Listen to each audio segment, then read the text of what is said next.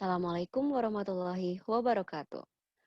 Welcome to our paper presentation for today, and our group are going to discuss about exploring the online and blended learning in English education in 21st century.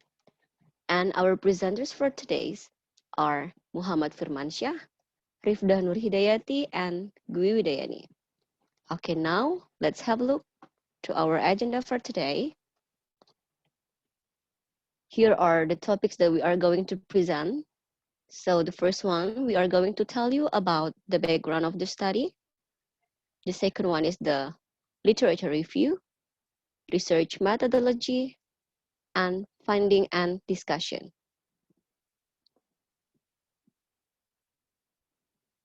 All right.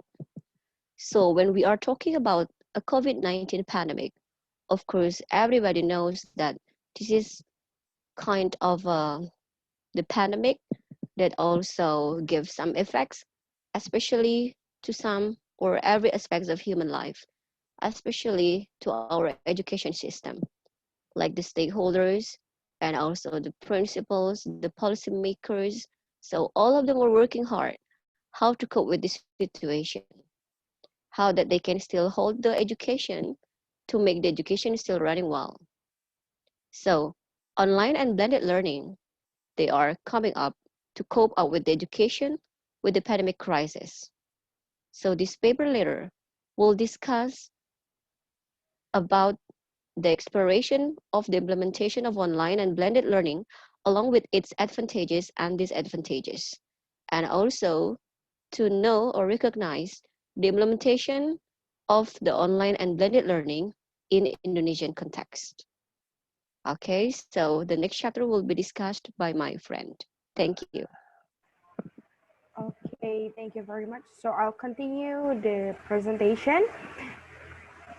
First is the literature review of online learning. So basically, online learning is the use of technologies such as laptop or smartphones that is connected with the internet. And the online learning plan the teaching and learning process where teacher and students are separated in space and time. And according to Joel and Saksi, 2017, there are two types of online learning. The first one is partially online, which is the integration of existing resource materials with some element of online learning. So basically, the partially online is only focused on the resources materials that can be printed or something, but the learning process is still happen in online. While fully online, the teaching and learning activities fully carry out via online. So the process of teaching and learning process in fully online that requires a laptop, and internet connection, something like that. And also, what is it? Um, it is it is it is important to have an internet connection while doing an online learning. The next one is the blended learning.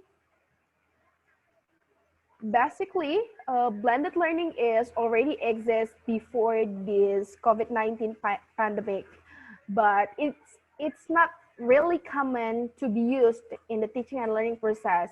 What is actually blended learning is? So blended learning is an integration of face-to-face and online instruction, or we can say that it is we combine the learning process in a face-to-face instruction and also the online one.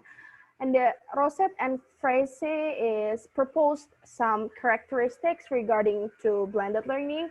The first one is blended learning can be occurred in informal and formal education settings. So we can apply blended learning at school, or maybe in at a course or something like that. And the second one is humans and technologies plays as a key role in education. So as we said earlier, that this is the integration of face-to-face, which is required a teacher to teach. And also the online learning means that we need to, what is it? Yeah, we have to we have to be able to operate the learn the tools, something like that.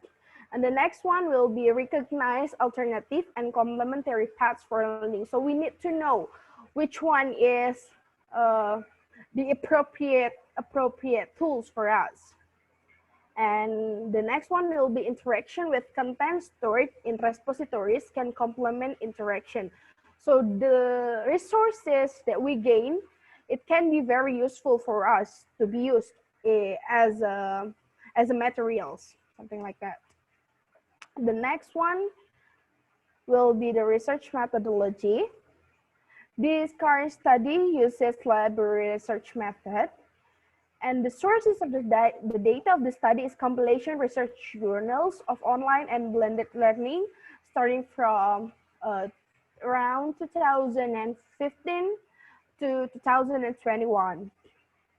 So basically, there are two steps of collecting the data. The first one is we need to select the source data to be analyzed. And then after we gain the resources, we can listing the research articles or journals uh, and break down into two topics. The first one is online learning and next one is blended learning. After that, we have to analyze the data by reading intensively, then making inference or the differences between blended and online learning. The next topic will be presented by my friend. Okay, thank you. I will continue the findings and conclusion of the online and blended learning. So the first one is the online learning. Start from Sivangi, Indira, and Saksi, Fidalgo, and many more. Uh, it found that online learning has at least four advantages. The first one is flexible access of time and space. It means that teacher and students can conduct teaching and learning activities anywhere and anytime. And the second one is autonomous learning. So the online learning provides a self-paced learning for students that they can customize their learning styles and their set of time and so on. And the third one is promotes ICT skills. So online learning triggers the for teacher and students to master the ICT skills, start from the basic ICT skills until the advanced one or the complicated one. And the last one is cost effectiveness. So online learning provides the cost effectiveness for students to conserve some financial budgets for educational context, such as the travel costs from their home to the university or to schools, or to buy printed books and so on. And the next one is the disadvantages of the online learning. So uh, there are also four disadvantages of the online learning. The first one is the lack of interactive communications. It means that the students sometimes or most of the time students feel bored towards the communication during the online learning because they mostly have the face-to-face online face-to-face classroom settings. And the second one is some uh, lack of funds. Some students cannot afford an appropriate device such as laptops, smartphones, or even internet access. And the third one is poor accessibility in remote areas. Online learning, or at least internet, still cannot reach certain remote areas around the world that can be a challenges for certain schools or university to conduct an online learning. And the last one is cost effectiveness. It's also become the disadvantages because uh, again, it includes the lack of funds. So, for example, like the maintenance of the repairing the laptop and so on.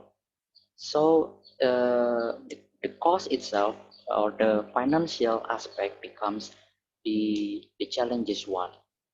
And the next one is about the blended learning. So there are uh, three advantages of the blended learning. The first one is boosting up effectiveness of education.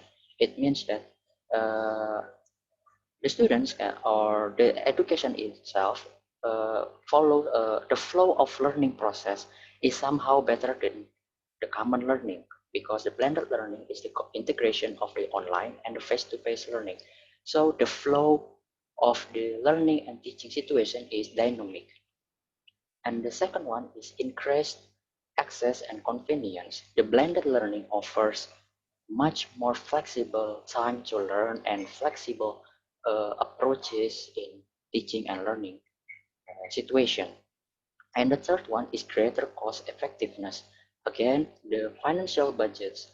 There are many things needed during the traditional learning that can be minimized by using blended learning, whether rather than using the traditional or face-to-face that using a printed book and notebook and paper and pencil and so on.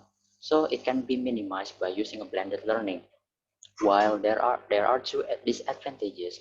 The first one is low digital literacies. The digital literacies is important because the low ability of ICT skills slows the blended learning.